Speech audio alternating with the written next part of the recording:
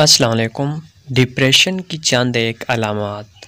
Video अच्छी लगे तो वीडियो को लाइक लाजमी करें और कमेंट भी करें कि आपको किस तरह की वीडियोस चाहिए। मेरे इस चैनल पर फर्स्ट टाइम है तो चैनल को भी लाजमी सब्सक्राइब करें।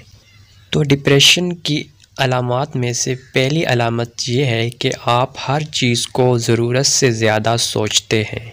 नंबर 2 पे है आप ख़ुद में एक खालीपन सा महसूस करते हैं। आप चाह कर भी नहीं समझ पाते कि आखिर आपको क्या चाहिए। आप किसी से भी मिलना और बात करना नहीं चाहते। आप तन्हा रहना पसंद करते हैं।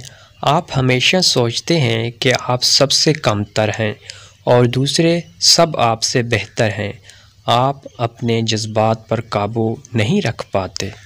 वीडियो अच्छी लगी हो तो वीडियो को लाइक लाजमी करें, कमेंट भी करें और इसके अलावा चैनल पर फर्स्ट टाइम आए हैं तो चैनल को भी लाजमी सब्सक्राइब करें। शुक्रिया। अल्लाह हाफ़िज़।